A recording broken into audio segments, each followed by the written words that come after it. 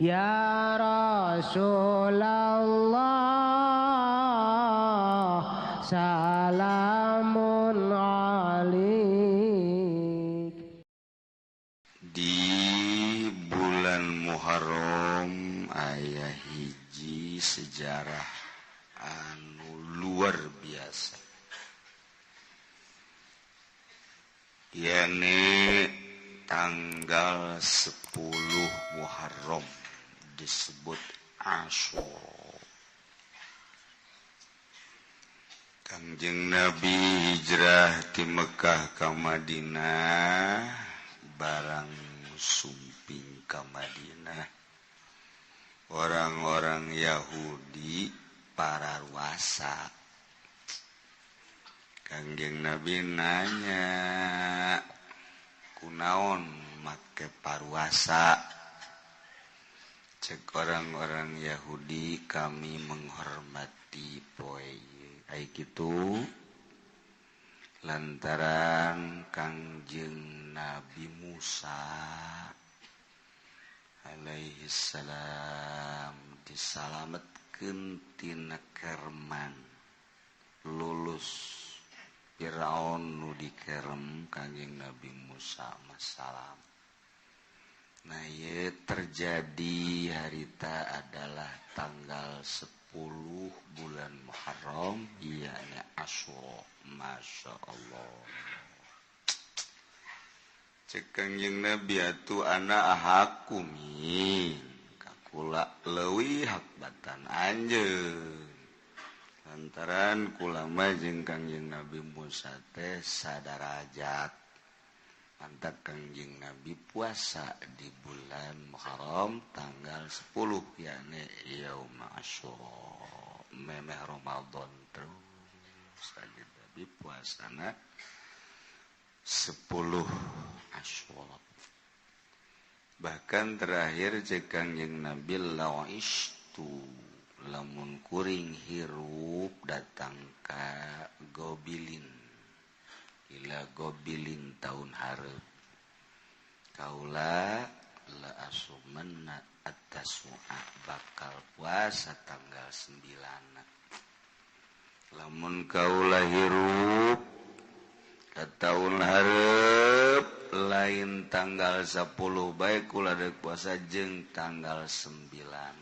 Tapi ternyata Kangjeng Nabi haju maot pupus teu kungsi puasa tasua.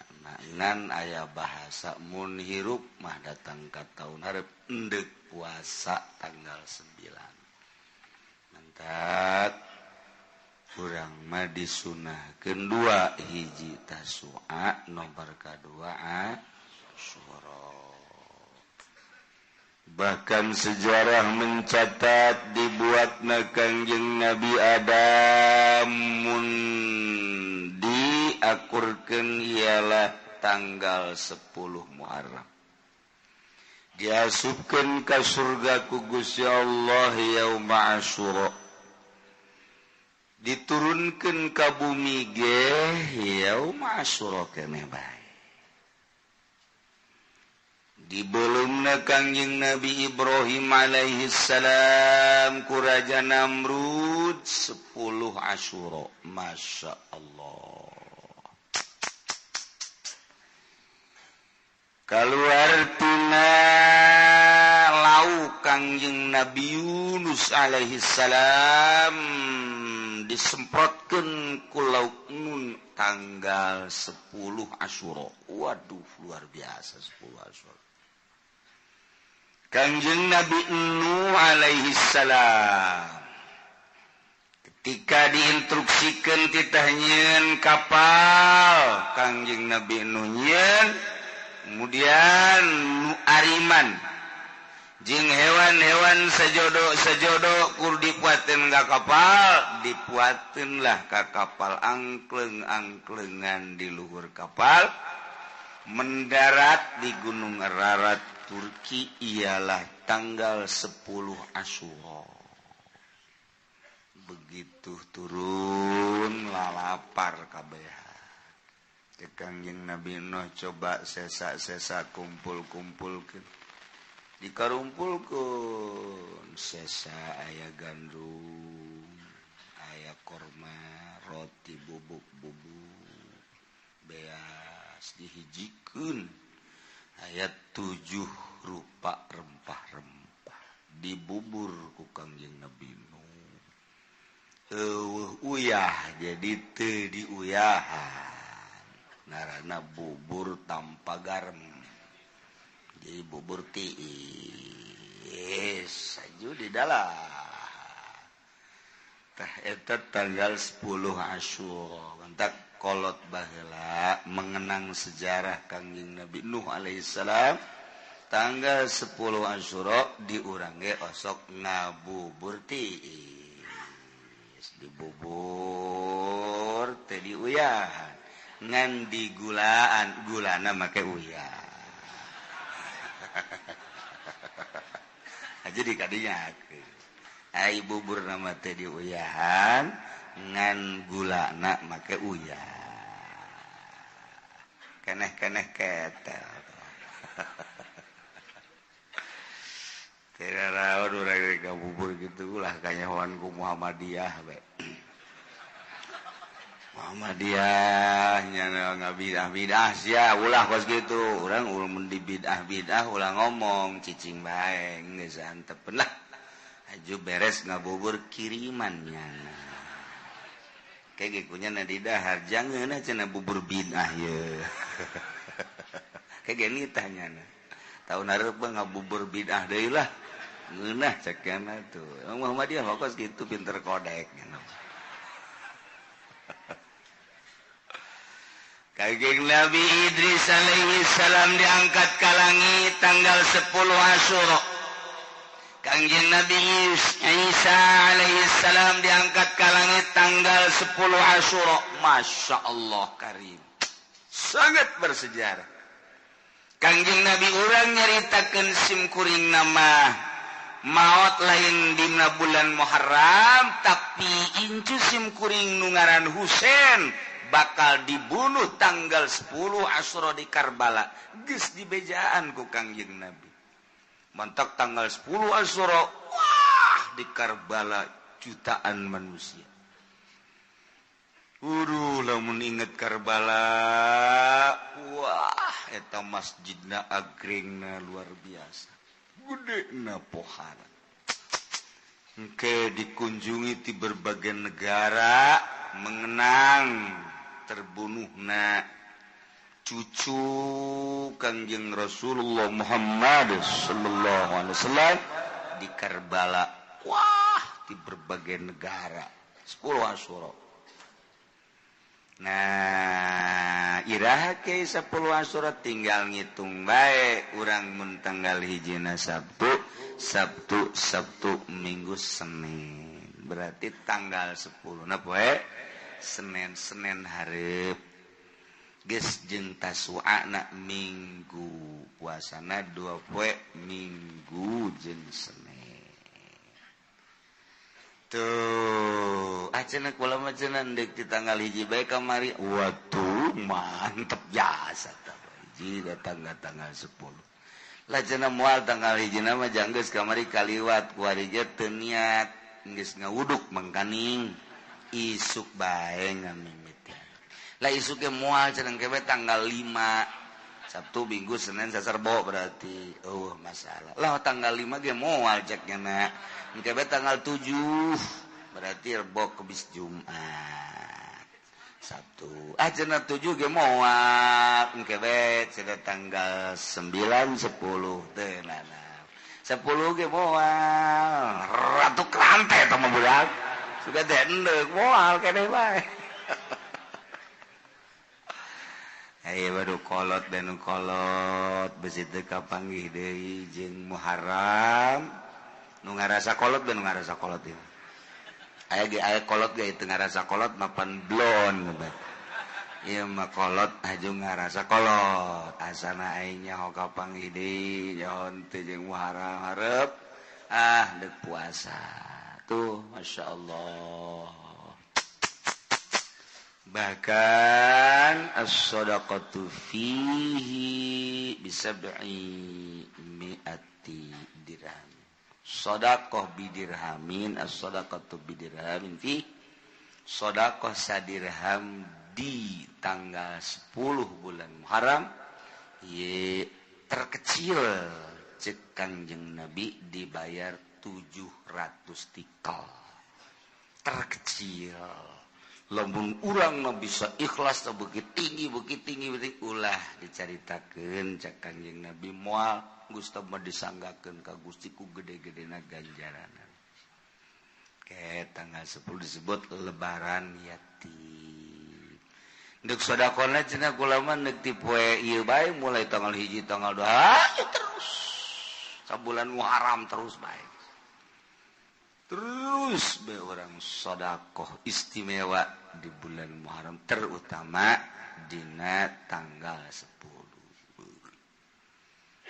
Bahkan idza wasa'a li ahlihi wa iyalihi wasa'ahu Allahu sanatan saha jelema nu nyieun kajembaran dina tanggal 10 terhadap keluargana terhadap dulur-dulurna nu biasa daharna jeung teri poe eta mah meuli daging meuli bandeng geus urang ngariung jeung anak pamajikan jeung incu urang ngomong urang ngariung tanggal 10 Asyura ulah diondang tatangga mah urang bae ieu geus keluarga bae mah keluarga bae tah ieu ngangeunakeun ka keluarga dahar ditingkatkeun di poe eta minum ditingkatkeun maksudna menghargai jeung menghormati kana poe eta lantaran poe eta sangat bersejarah na ieu wasa'ullah Allah bakal ngajembarkeun ka eta jelema sana tahu sataun eta ujianana lalu asa bae pokona lamun urang nyen kajembaran tanggal 10 kaditu lamun boga duit jembar bae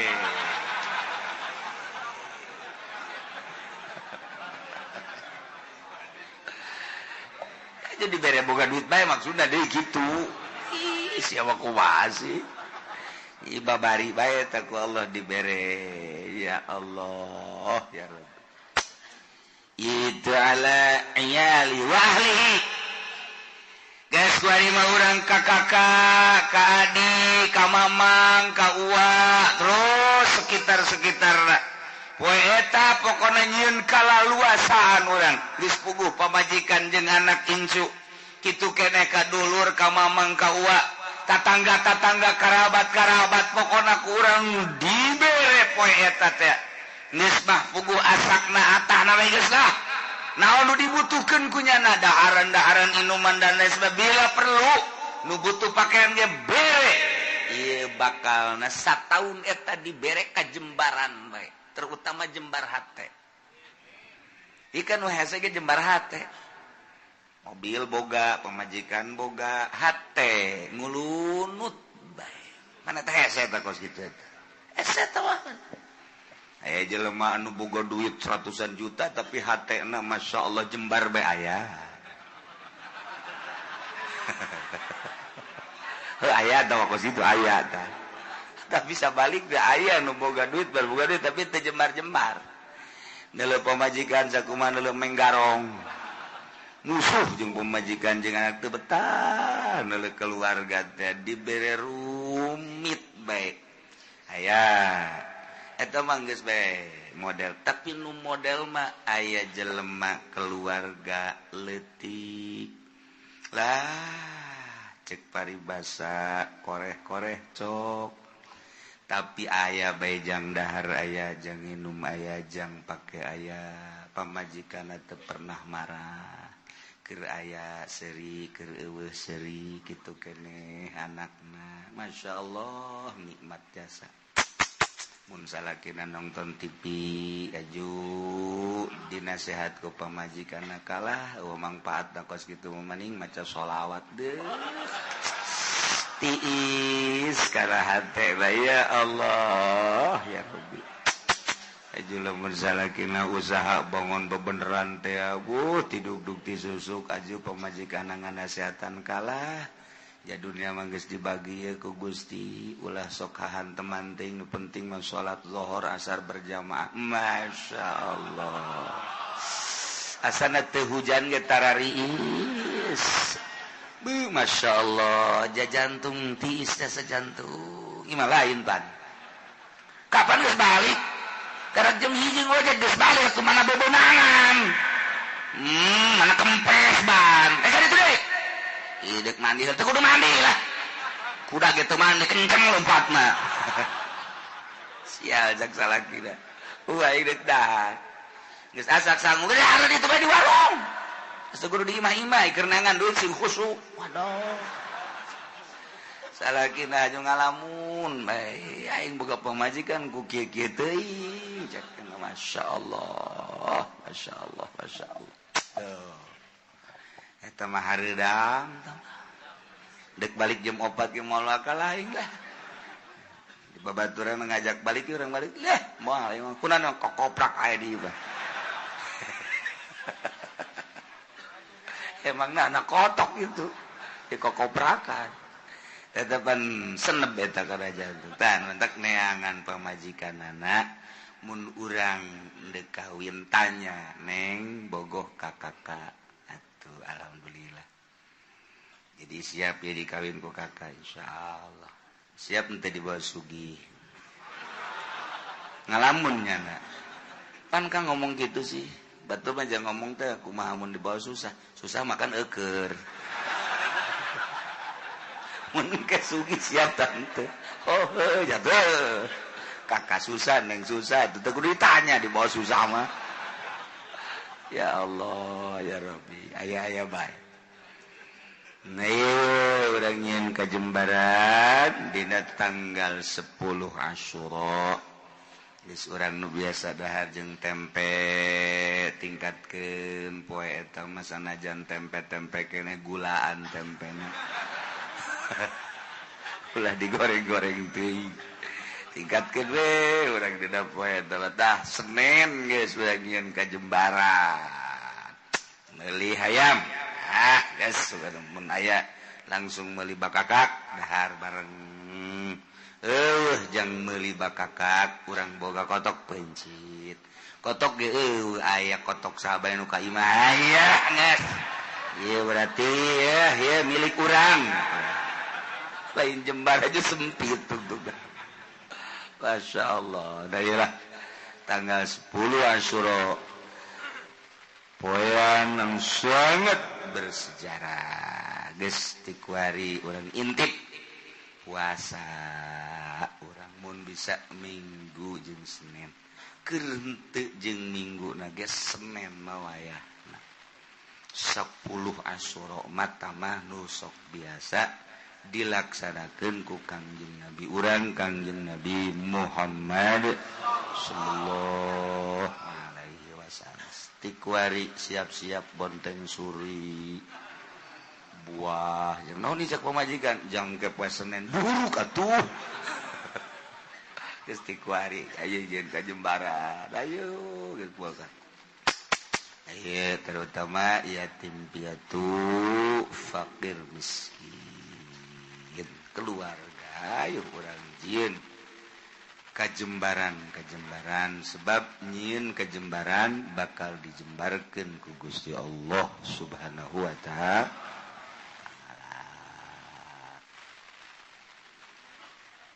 ieu mah keur carita tentang penganiayaan terhadap janin nu janin tersebut akibat nu dianiayana indungna efek penganiayaan indungna imah ku dicarekan indungna wa imah ku dipepe ditenggeul indungna wa imah diparak teh diberi dahar teh diberi minum na ieu kaluar borosot janinna tae ieu nu nganiaya kena sanksi guro atawa ku obat diberi obat indungna ternyata efek tina obat tersebut mengarah karena pembunuhan. Nah ieu termasuk karena pembunuhan janin kena sanksi. Mendak dokter sok hati-hati. Oh sedang hamil ya teu dibere obat.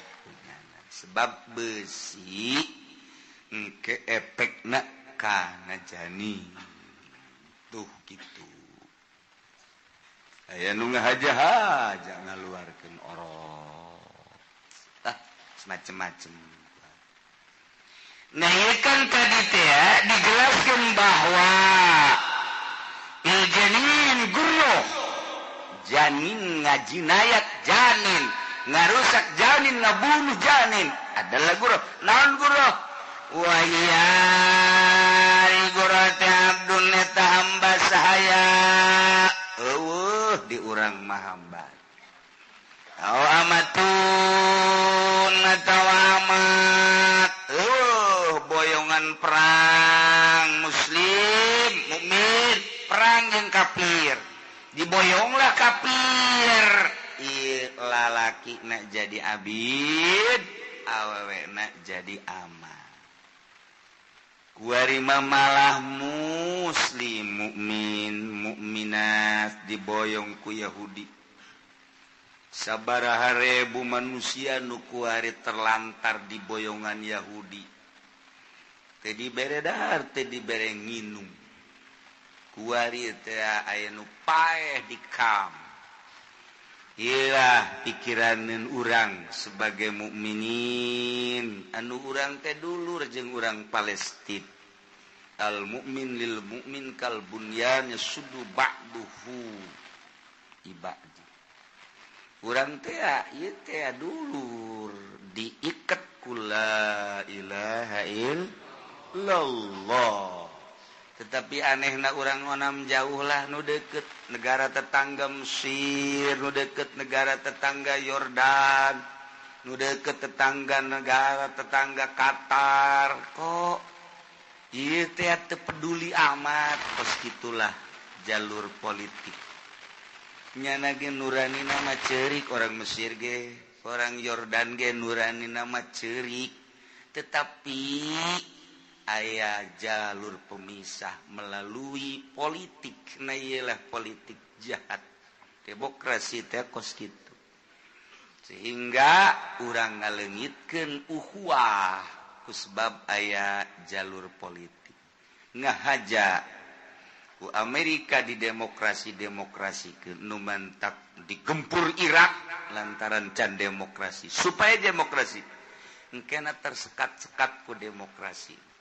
Beda jeung negara Islam. Suriah lantaran kuat gempur supaya jadi demokrasi. Baheula Turki nu sakitu kuatna gempur supaya demokrasi. Ku demokrasi mah kos diurang ku ari agama lemah. Nae kafir-kafir, Yahudi, Kristen. Kitu bae geus. Ketika aya nu berjuang, urang teh tersekat ku demokrasi. Aya aturan demokrasi. Kos kieu lah hirup urang di akhir zaman terasa loba kesenjangan. Nu kuat makin kuat, nu gagah makin gagah, nu lemah makin teu berdaya.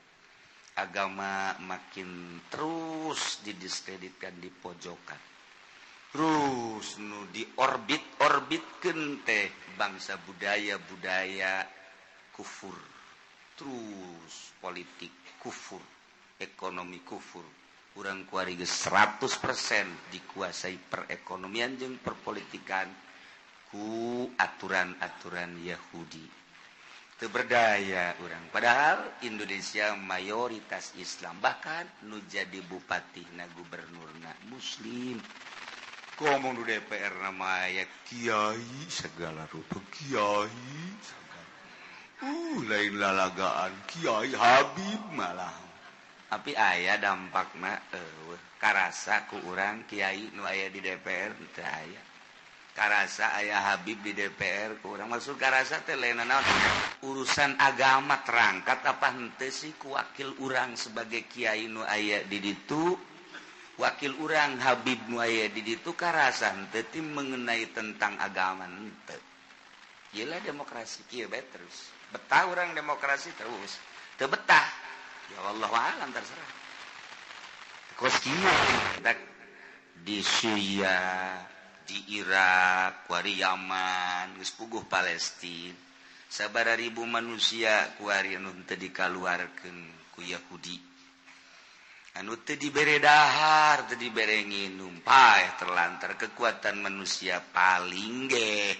1 hari 2 hari geus saminggu teh geus jago atuh. Ieu teh nu loba pararaeh di jero ka. Nah, sebelah deui mah dibere cuman di alas lah nu biasa misalnya urang teh membutuhkan 20 huap paling dibere 5 huap deres keneh masih dibere biasana urang membutuhkan 2 liter nyana dibere 1/4 liter 1 hari minum gitulah Yahudi lamun geus itu naon ngaranna biadabna ka urang sebabnya nama dendam ketika Kangjeng Nabi baheula bergerak di Madinah Yahudi terbagi 3 nah iyalah nu aya di Madinah kemudian nu kaluar Mesir nu kaluar ka Eropa nah termasuk nu ka Amerika panjang mun dicaritakeun ngan 3 bae tah nyana kerjasama ku ari otomatis kuari teh dendam terjadilah seperti itu terus minoritas Yahudi tetapi kekuatan luar biasa sebab naon sebab sekelilingnya geus jadi Yahudi kabeh geus puguh Amerika geus puguh Eropa jara di Yahudi ngedukung adalah Israel Indonesia ge ulah gandeng-gandeng geus jadi Yahudi ieu mah pada urang na bae ngeulangan ngomong teh nya ulah bebeja ka batur ulah bebeja ieu mah pada urang na bae bahwa di Indonesia ge geus jadi Yahudi sebenarnya mah nya engke ente ngomong di ditu ulah gandeng-gandeng di sarua bebeja bae di ulah gandeng-gandeng cek kiai ge bahwa di urang teh geus jadi Yahudi kan udah serang ngomong da tuh kabeh nyaho teh mah geus pasti tah tinggal urang pa bisa-bisa nyalametkeun diri lantaran moal kebal urang bakal menghadap ka Maha Khaliq Allah Subhanahu wa taala beberes diri urang sing hade akidahna sing hade syariatna jang aturan ibadah ka Gusti Allah ke isuk pageto anak urang didik anak urang lain lalagaan di serangan-serangan teh pohara jasa geus teu maelu urusan agama kuari urang lamun nyaritakeun urusan kejanggalan tentang agama lapor ke DPR geus teu ditanggapi ku DPR mentak wakil urang tinggal wakil cenah aya di ditu kiai di Golkar ih teman-teman kiai gede ragag di tanggal caringin teh tigesle ih cenah udang-udangna gede tambahan deui Gus ya udang-udang ajur sia nyuhan di Golkar ajur inting-intingan pancena kiai kitu aman masuk wae geus ulah kitu cenah kiai pan di dieu ge loba kiai Golkar kena tobat lah cenah aing mendek balik bae jor siap balik ka ditu haji hudang oh eta orang jelemana heran teh daek tobat jelema asa bener bae mun kukula dijabarkeun pasti kayahoan salahna tapi teu daek ngaku teu daek ganje tah kieu can kabere bae cenah kieu bah geus kieu bae bere aing cokot aing duitna aing ka Golkar moal tetep duitna mah dicokot teh hook aja rek di dahar parabkeun ka kotok hap aja kotok teh daekeun cokot deui ku aing udah beres kabeh inting-intingan asal kiai geus ka Golkar we geus teu manjur mun cara orai jadi orai koros tadi orai tanah ge barangka Golkar mah jadi orai koros ngegel huntu umplak. Asal Kiai ka Golkar geus kos kitu bae geus pokona asal Kiai ka Golkar kitu bae geus pokona ye cenah ieu mah Kiai hebat jasa deuk hebat deuk teu asal asup ka Golkar kitu bae geus pokona asal Kiai asup ka Golkar sering amat cenah kieu supaya tobat. Majelis teu gede eus ya pondok 2 tingkat eus ya teu karasa eta ku kiai berarti di jerona aya kasalahan sakali deui asal Kiai ka Golkar. Cenah kiai bangun harengeusna aing karunya bareng yu urang luhurkeun agama ulah melalui Golkar ka mana tuh ka PDI salah.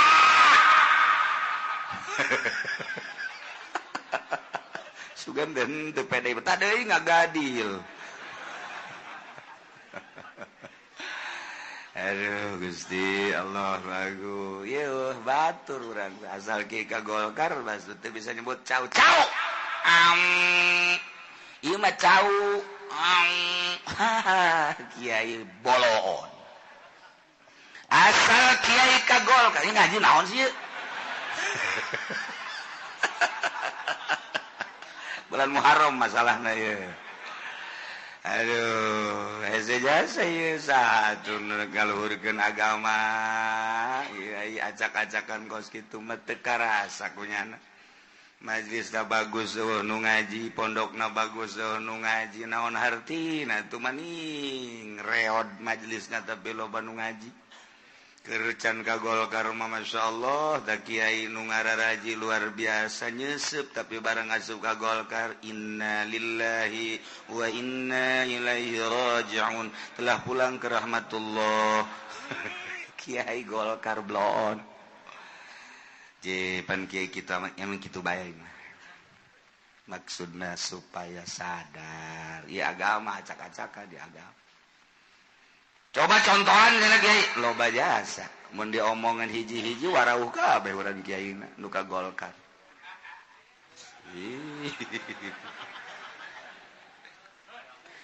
Wahia abdun nu abdi jadi ka Golkar ya. Hari guru eta hamba wamatun tawamat mumayyizun abidna nu pinter salimun min aibim mabin tur salamet tina cacat jual beli barang nu sok dijual.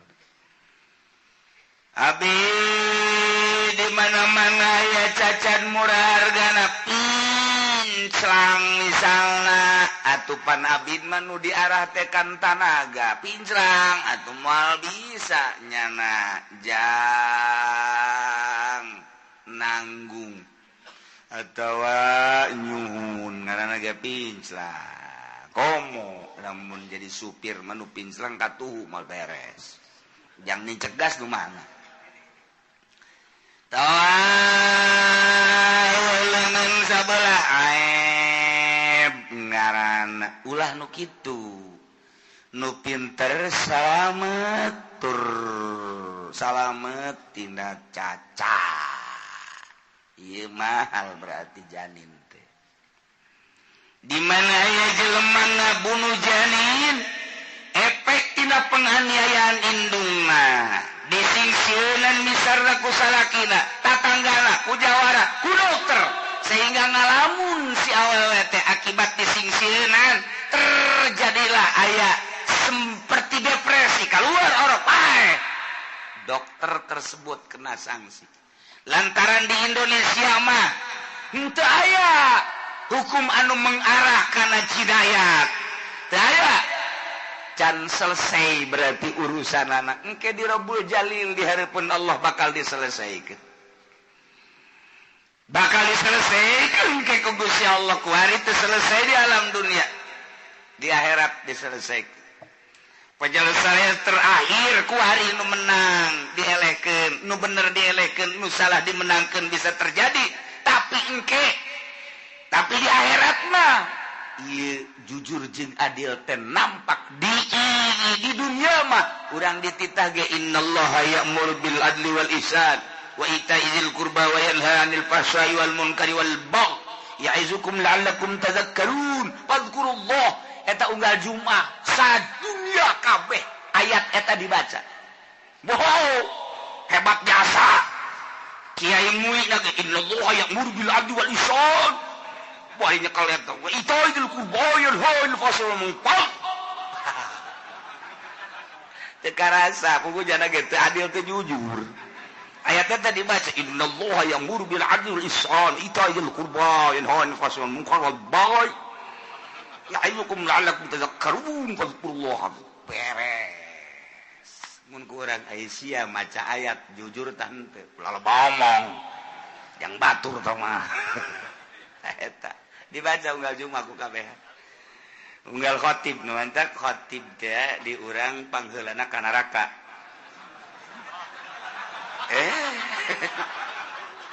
Lantaran ayat yang tadi baca ku jalan teu karasa. Cek Allah sia dibaca ku si ayat sia ayat aing innallaha ya'muru sajana Allah mareta bil adli wal ihsan kita adil pugu sia teh teu adil. Ayo ka ditu. Ka mana? Jahanam. Waduh, ka jahanam. Masyarakat Hotib ka mana? Dadah Hotib. Kajalah, aduh Gusti Allah aku. Eta dibaca kabeh eta bahasa dunia teh ayat eta mah. Wasal beres be. Eta khutbah innallaha ya'muru bil 'adli wal ihsan wa itaizil qurba wa yanha 'anil fahsya'i wal munkari wal baghi ya'izukum la'allakum tadhakkarun fadhkurullah. Kabehan ka masa dunia. Aju adil henteu, ihsan henteu. Itaizil qurba pelit. Ya anil pasa nonton TV bae nya. Wah, geus. Eta khatib mentak hampura khatib pangheulana ka neraka jahanam. Duh, cenah aing mah mumpung jadi khatib lah. Umumkeun ku sia, Jumat besok libur.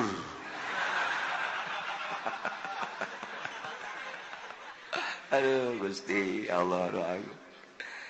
Boro-boro libur puguhnya nama hayang tambah dari poe Jumat teh. Ulah Jumat eta bae supaya saminggu aya 2 Jumat. Emang kumaha digaji pan ku pemerintah. Bolon eta. Sakali khutbah sabaraha duit kan? Sabaraha duit?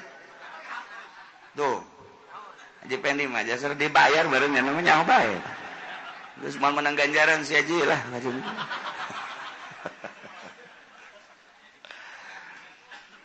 Walasahul nurutkan segala sama kabulu kabirin kudu ditarima nukolot ya ngan kolot lam yajid biramin nuntampas ku sebab kolot pikun kolot nama ngan encan kata rajangan ku penyakit pikun kan asal geus 65 kaditu siap-siap tah robah henteu 70 geus mulai leng 70 kali itu mah geus komo mata komo 80 mah isuk-isuk sarapan geus beres nyarap teh kopi geus beres kopi iya mana ieu aing teh isuk can ngadaharna naon kakaran cek kene ieu kudu digantung ya aki-aki kos kieu geus babarahan kan ini aing geus ambelarkeun ku sia cenah ieu can diberena naon. Cak nini naik tadi sapiring di mana? Kotok meureun mah. Dibere deui ku nini na di dahar deui sayap deui di blon.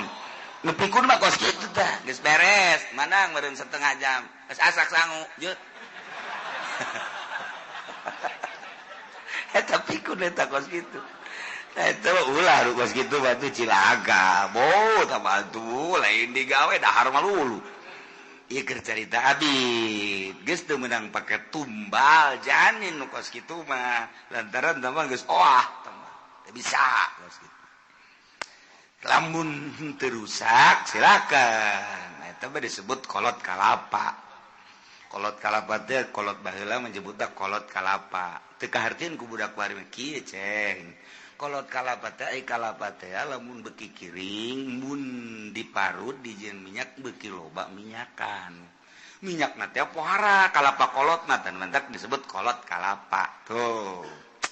Mantak sok aya nu ngalamar neng daek ka itu mah kolot ge kolot kalapa teh neng. Ye lain deui tah mah. Emang kolot kalapa kumaha? Artinya kolot kalapa teh beuki kolot buruk neng. Sia ajak neng teh. Sudah teh loba minyakan neng buruk. Atuh memang dua pilihan lamun teu loba minyakan buruk aing geus kolotna. Tinggal gitu bae tah. Ya seperti Ki Haji nu ngaraji ka dieu ngaranna kolot kalapa eta. Jadi loba minyakan ngomong kitu bae. Nu teu ngaji eta kolot buruk ngaranna. Aja urang datang ka ditu ka imah. Kolot buruk. Tungtung atas ngaji ribut bae. Masya Allah. Ustaradoh gara-gara ngaji iya jadi kos kieu. Teu dipake mah ngaji sekadar koleksi bae di jero hate. Ganjaran mah meunang ngaji ganjaran doang. Mantak ngaji pelebah dieu mah ya sanajan hees ge masalah. Yo kieu teh batu kudu dibejan jeung kiana. Komo dibejan atuh kerek. Teu dibejan geus. Ieu mah masalah ieu moal dinanamkeun sanajan hees ge sebab ieu teu kapake mah ngaji mah.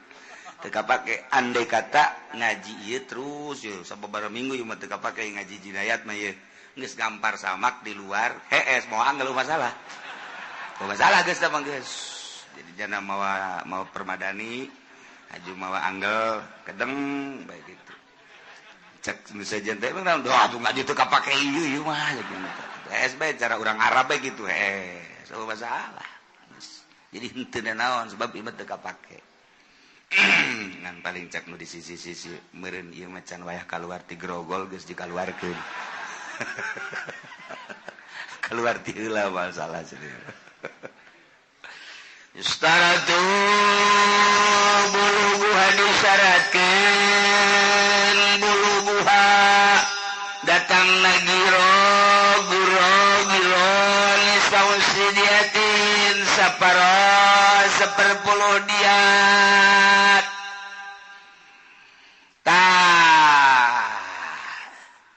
ieu datang ka yustaratu disyaratkeun buluguha nyampena dina harga nyampena guroh gitu guroh abid dina harga saparo per 10 diat lamun 100 onta bagi 10 berarti 100 bagi 10 seberapa 10 saparo tina 10 seberapa siapa pinter ya budak asa TK aing ngaji kieu